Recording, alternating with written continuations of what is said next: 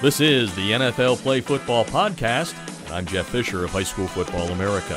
The NFL celebrates youth and high school football year-round through camps, activities, NFL flag, and tackle leagues. The Play Football Initiative provides a fun and engaging experience for players of all ages and skill levels, equipping young people with key life skills that are building blocks to success on and off the field. Next stop on the cross-country tour, to honor all of the 2022 NFL High School Coaches of the Year, is the state of Maryland. Archbishop Spalding, coming off a great year in 2022. The Coach of the Year for the Ravens is their head coach, Kyle Schmitt, leading them to an 11-1 record, a conference championship in the always tough Maryland Interscholastic Athletic Association. Also gained some national notoriety. 121 in the High School Football America 300, powered by NFL Play Football. And Coach is on the line right now to talk about what was a great year. I'm sure you're still on a high, Coach, especially after winning the award on top of it. Yeah, absolutely. Thank you, Jeff. I appreciate you having me. And it is. Everything gets a little bit easier after you win. Not easier, but just more enjoyable. The recruiting, getting back in the weight room, equipment hand in. There's a little bit of an air of appreciation and gratitude for everybody. So it's been a fun couple of weeks, but we're back to work now. We want to do it again in 2023. You want to do all that fun stuff again. So. Erase the blackboard. Well, there's no such thing as a blackboard. The grease board. Right, the grease board. Go back at it. Hey, Coach. I know you've listened to a couple of these interviews, and one of the things I like to do here, we're going to get into the team and what you accomplished in 2022. But I really like to get kind of a little bit of a heartbeat on why you're in the coaching profession. Can you give the listeners out there a little bit of what got you to put a whistle around your neck? When did you lose your mind? Oh, wait, we make a lot of money as high school coaches right now. I'm just teasing. Exactly. No doubt. Why say it all probably started in my really young stages as an athlete, watching both my parents, not in the profession, but my dad coached us in he coached us in soccer, he coached us in baseball and basketball when we were young, and then my mom's a preschool teacher. So both of them in that, just in that area of teaching and coaching in some capacity, we saw it. I grew up in Western PA too, Jeff, and I know I'm the Ravens Coach of the Year, but I grew up watching the Steelers as a young person. That's okay. We all have those little fandoms, right? No doubt. But yeah, so there was really great coaches in that area, and then my two high school coaches that stand out for me was my high school football head coach Greg Dorn, and my high school basketball coach Tom Esposito, who's still coaching basketball at Derry High School in Western PA. And I know early on, my wife, who I met in high school, she'll remind me. I was telling people at that time I wanted to teach and coach, so the roots were there for me as a young coach. I thought just the lifestyle and working with kids and the leadership and the team building, I still love it. I went to University of Maryland and played for Ralph Regin there, and my offensive line coach was Tom Bratton. They had a tremendous influence on me. James Franklin, who I GA'd under, and he was a coach at Maryland at the time. So I was around a lot of really good football minds. Bill O'Brien, who's back with the Patriots just recently this week. You're dropping some good names there. I know. I'm really name dropping, but I just those were some people that had an effect on me. Got to watch those guys do it. So, but I would still go back to my parents and my high school coaches who were just that's where the passion started. I think some of the knowledge and learning how to run it right at a high level came from some of the guys in college. And then, and honestly, I tell my students and my players this: we have the ability now as coaches to study from afar, where, I listen to some of the coaches who have done the podcast and some of the guys that are much been in this game a lot longer than I have. They went to spring practices and they went to, which we do too, but they would go sit in an office with those guys. Heck, I can follow these guys. I can read about them. I can YouTube them, and there's documentaries about them. There's, the ESPN follows them for a season. We can take in so much from these coaches. from afar, where maybe I don't have a personal relationship, but God, I could read everything this guy's putting out and how he does it. So it's just a constant kind of process of learning for me, but a lot of it does go back to the roots. But like most of us, parents, high school coaches, those guys had a tremendous effect on me, and I'm grateful for them. Talking to Kyle Schmitt, the Archbishop Spalding head coach there in Maryland, the Ravens Coach of the Year, as he said. And when I hear somebody say, "Hey, I knew I wanted to do this," you get into it, like all of us, right? We're all hepped up. We're going to change the world. We know what we know, and all this. What was the biggest thing that you've learned through the years that you didn't know when you all had all that vim and vigor back in the early days when it comes to the coaching profession? Oh, that's awesome. When we're young coaches, we want to out-scheme everybody. That's what we want to do. Yeah, we all think it's the X's and O's, and we're going to run the offense that blows people away and the defense that blows people away. And then you get into it, and that's important. It's all nice, but I found the relationship with the players being really authentic as just it really lasts. And I always tell folks, myself and our assistants, like our superpower is just our presence with the kids. And COVID probably had an effect on me there, where just being around them became so important. Where suddenly these coaches, we had spent all this time in the weight room with guys, we'd spent all this time in meeting rooms at school. We were now separated from them, and we had to find other ways to connect. So I think for us, just being with them and being around them, not being a friend, being mentors still, and modeling the way. But that's had a tremendous influence on me. And the coaches that I think back to in my life that were just there, and they were just there, and modeling it for me, I think that's something that I've really learned over the last few years. We want to be really basic and fundamental and teach them, but more importantly, we want to be around them, and that's been my staff. I think our biggest strength is our time spent with them, as opposed to all the cool stuff we're teaching them schematically and technique wise. I mean, we've become more basic than ever over the last few years, and frankly, the success has only increased. So that would be the thing that's really been big for us. Yeah, Yep, you learn, and I think that's a good one. I like that you hung your hat on that one because it does make a difference. And, one of the things that's different these days is not every coach is in the classroom. You are a social science teacher there, and I was just wondering how that helps you, especially when you say you like being there for the kids. And I don't know how many kids that are your players are in your classroom as well, but how does that connectivity work for you? It's awesome, yeah. So I've been teaching for 13 years. I'm a head coach for 14, and I teach. I've been in the social science, we call it at Spalding. I've taught government, U.S. history, but I actually just within the last 2 to 3 years, there was an intro to business class, and it was for me it was presented as, hey, make this business leadership, and go with it. And man, the connections are awesome from football to this. It's all about whether it's putting together a business, whether it's putting together a team, it all plays in. And for me, being in the classroom, again, going back to the connection piece, I'm connected to student body. We're a co-ed Catholic school, 1,300 students. It's a semester class.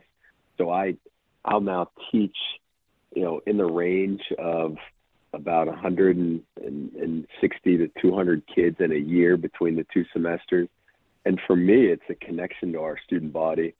It keeps you young. It does. I feel so old saying I'm only 41, but being around them and getting to see what the trends are. It's a class where we have a lot of open conversation, and we teach core values. We teach mission statements. We talk about building a team, hiring personnel. All stuff that I do. And I had actually one of our players ask me in class the other day, Coach, I'm teaching business. Have you ever run a successful business? And I was like, well, I mean, I've been coaching high school football for 14 years, and I ripped off all the things that I do, and a budget, hiring guys, helping place guys in the next level. I went on and on and on. I said, and I said, hey, we went 11-1 this year. So, yeah, I think we're running a successful business here. Yeah, but it doesn't matter what it is. Business is business. I think that's the thing you learn. Well, you had a little bit of a hiccup there, right? You going into the season, you're probably feeling good. You go against a New Jersey Power and Don Bosco Prep. They've won a couple of national titles along the way, and you guys lose, but then you rip off 11 straight. What happened in that first game and that business plan you put together that you were able to overcome? It's the cool thing that we've established here. So we went 10-1 last year. We lost our last game, a heartbreaker in the playoffs in McDonough. And then we come back, and I guess different years, but you lose back-to-back games. The last one of last year and the first one of this year. I found, and it stinks. We all hate losing. Losing's tough, but man, it just you get to find out about yourself. You find out about your kids. You find out about your coaches when you play at Bosco, and it was the best thing that could have happened to us, to be really upfront. It's the catalyst for the next 11. The bus ride home, our offensive coordinator, Anthony Messenger, and I sat for 3.5 hours and got our thoughts together on who we really should be offensively.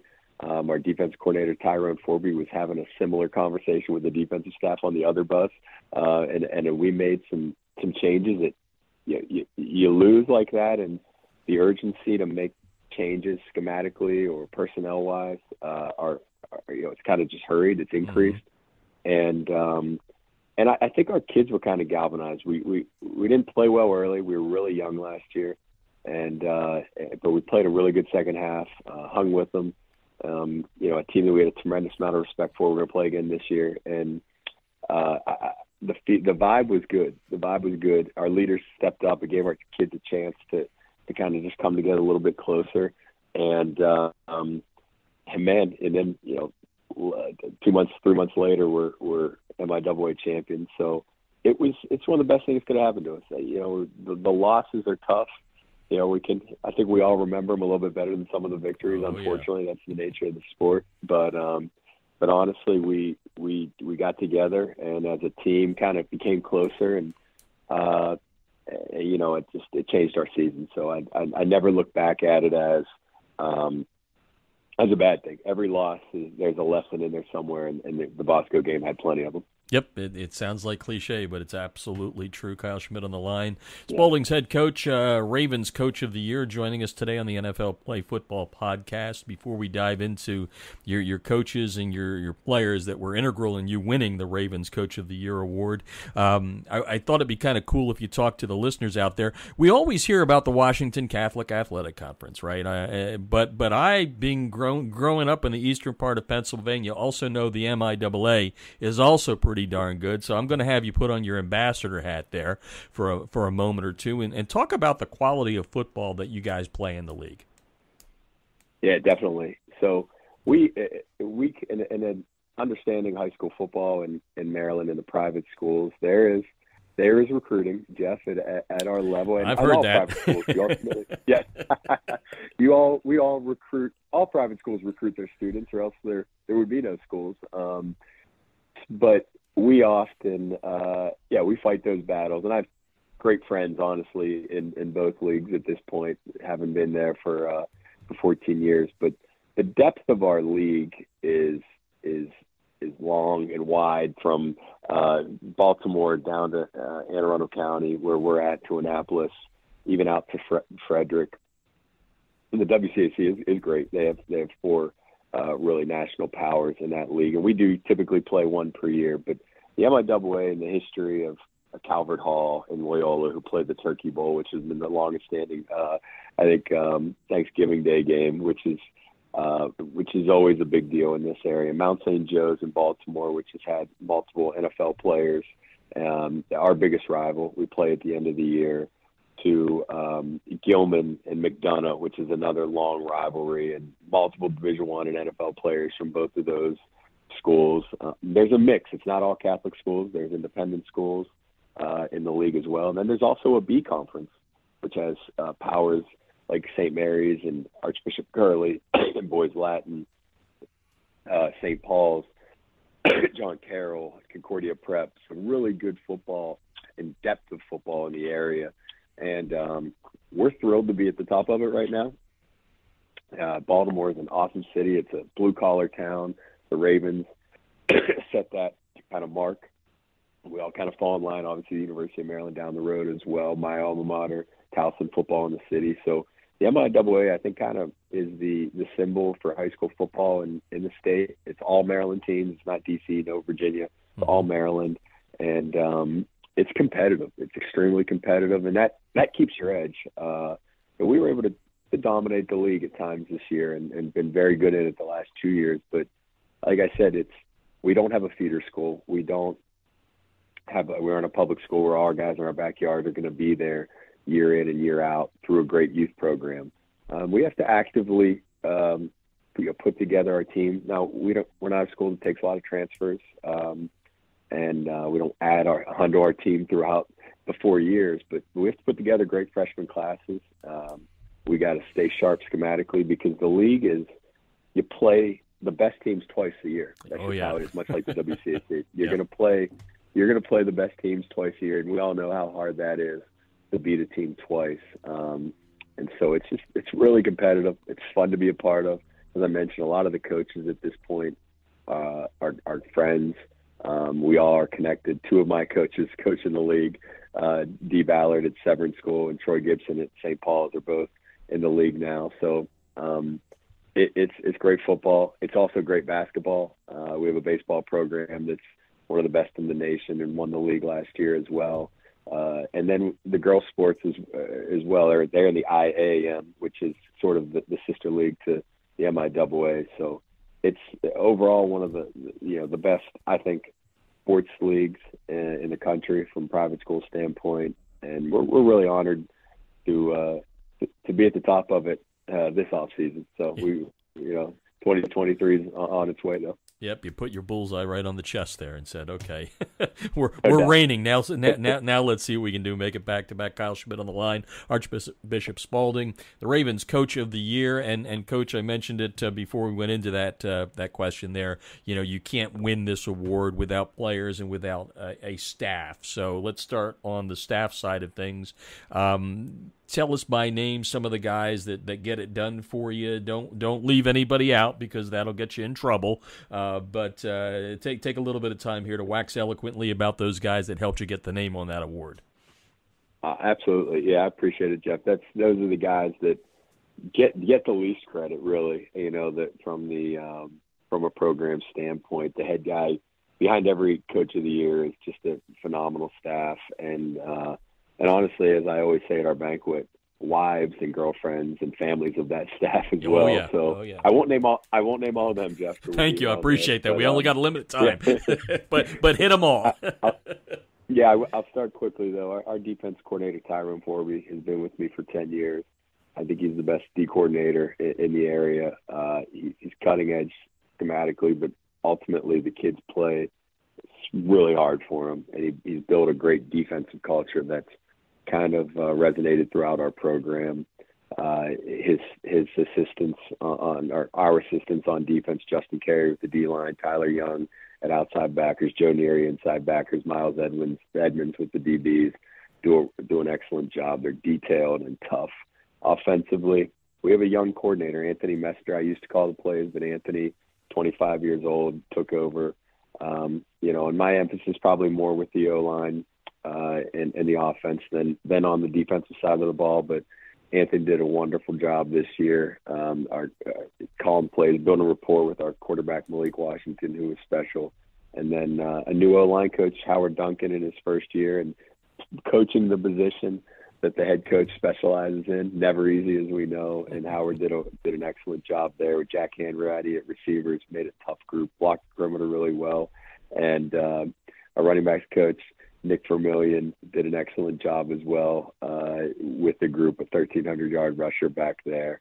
Kevin Klesmeyer was our kind of staff assistant and did a wonderful job. Ashley Rossetti, director of football operations, was excellent as well. I hope I'm not forgetting anybody on the varsity staff, but a couple other people real fast. Our two JV coaches, John Stein and John Bonasis, who've been with me forever, and 10 years of helping run our under squads, and they just feed us great players who are prepared to play. So that's sort of the staff in a quick nutshell without going too long. But I think the biggest thing, Jeff, is just loyalty, a bunch of guys that don't take themselves too seriously, take what they do seriously, and don't take themselves too seriously. And then the other group, kind of the off the field group that I'll add, is our strength coach, Scott Swope.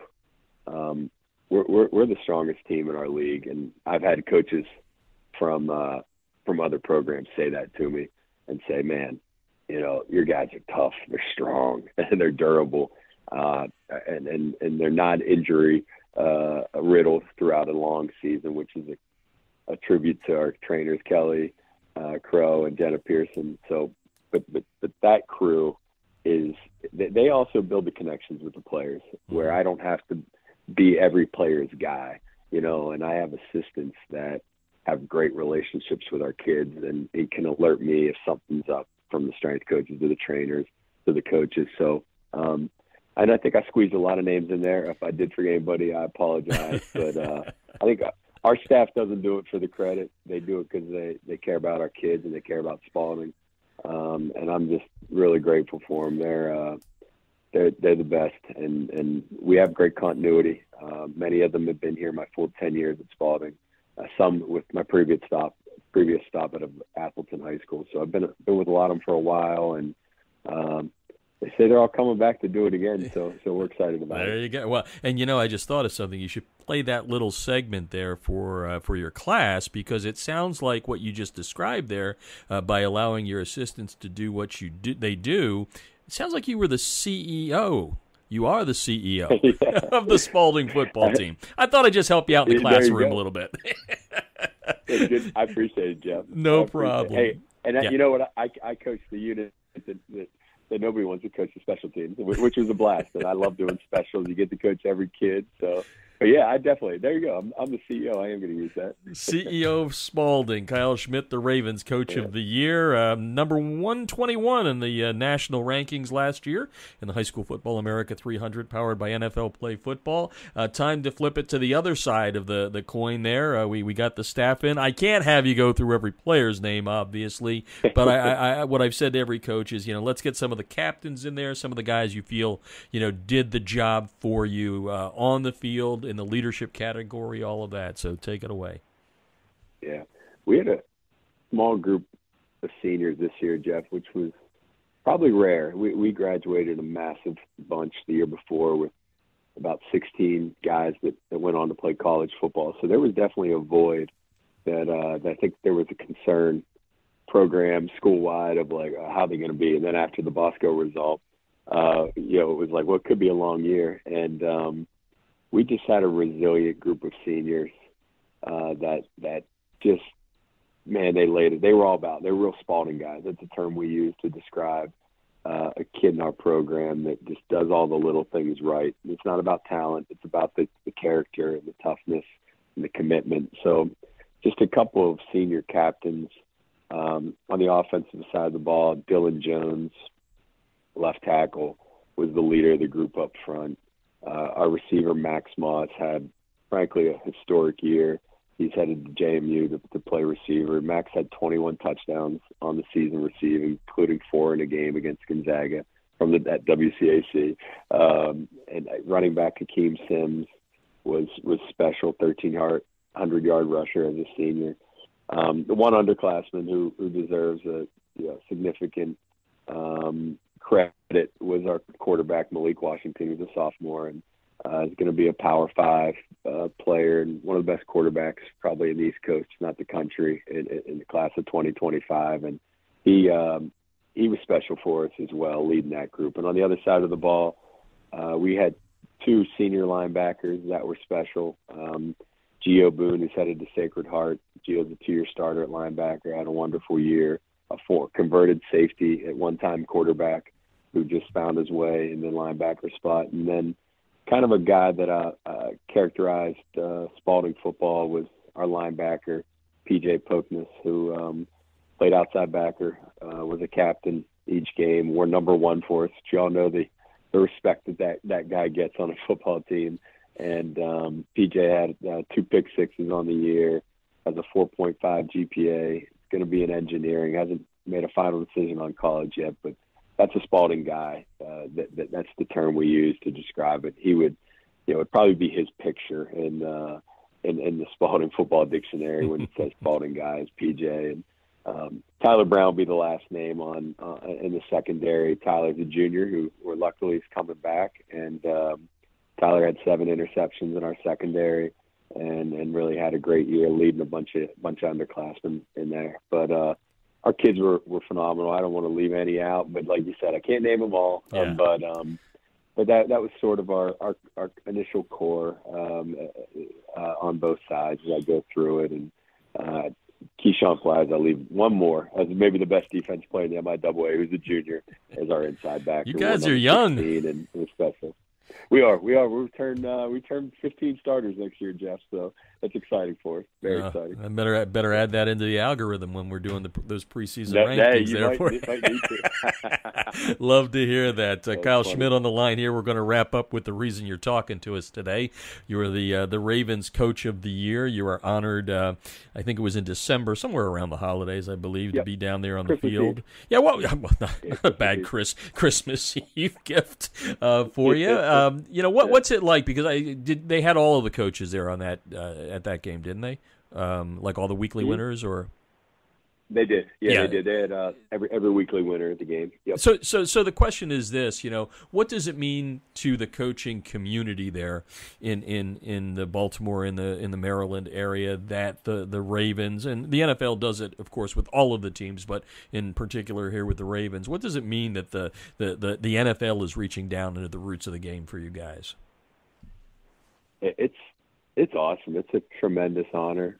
I think so much of our sport actually really originates with the youth level, but it seems that the passion and the love and the kids that are really committed to it starts at the high school level. And the honor it's incredible. You have to kind of pause, and after a season like this, you're just lucky to get the Coach of the Year honors come, and it's just thankful and grateful to have them because of how many worthy candidates there are throughout. And for us in the Ravens this year, I was recognized with the record doesn't hurt, but there's just so many guys in our area. And I think about it the day at the game, and I think about guys in our league who I just have so much respect for, and guys have been doing it longer than I have, and the time spent. It's an incredible honor, and to get it from an organization like the Ravens who do things the right way, who have a coach who is ingrained in the sport as well with Coach Harbaugh and his family. You just you take a moment to pause, and ultimately you're just incredibly grateful to be a part of the football community, to be a part of the Maryland high school football community, frankly, the national football community and the coaches around the country that do this for a living. It's not a living, it's a passion for all of us. And it's really cool. I'm just honored by it. There's just so many worthy candidates. There just really are. And as I look at the list of the other 31 names throughout the country, and you listen to some of the podcasts that you've done and why these guys do it, it's truly about the kids and the joy of getting to watch them play on a Saturday. We had our first this year play on Sundays, Joyce Chestnut playing for the Tennessee Titans, and they are. I have one son, but it's like I got 100 new ones each year. You get emotional thinking about them because you do the ups and the downs with them, the moments on the practice field, in the meeting rooms, in the classroom, getting to watch some of them get their first scholarship offer, which we had this week for one of our young guys. See their dreams come true is really what it's all about. So I'm just thankful for the Ravens, thankful for the NFL to to be even mentioned with the Don Shula, his son Dave comes through. He's at Dartmouth now, and he comes through to recruit our school from time to time, and getting to know him a little bit. It's been a tremendous honor, but it's really cool. So it was a great Christmas Eve. Our whole team was there. Our whole team got honored, actually. It was about 5 degrees, Jeff. So I was in New York City. I know how cold it was. But what a cool day for us and our program, and memories that'll last a long time. And I always wrap up with this question in all of these, and you probably heard it, and you sort of touched on it a little bit. Having your name in the same sentence with Don Shula, what makes it neat for the people that are old like me realize that before the Dolphins there were the Baltimore Colts. So what does it mean to you to have your name bandied around with the greatest NFL coach of all time? Oh, you don't really feel worthy in that regard, but what the name means here with the Colts, and really throughout the league and the coaching profession. To me, it just screams like class and doing things the right way, and that, I think that's really what all of us are trying to uphold, because the balance. We all want to win. We all want to put together great programs that win football games and produce college and hopefully NFL players someday. But deep down, finding the way to do it the right way and do right by the players and right by the schools that we represent. Most importantly, Archbishop Spalding wasn't built on football. We're just a piece of it. We're ninth period, as I tell a lot of people who are prospective student athletes. This is a part of the education of each of these kids, and I think that's what deep down, when you watch things about like the 72 Dolphins and what Don Shula meant to those players, it's not only excellence, on the field, but it's a class and a way of doing things the right way off the field, and that's something that's really important to us at our program is to win the right way, and it's not always easy in this day and age, but I think it's the only way to do it. So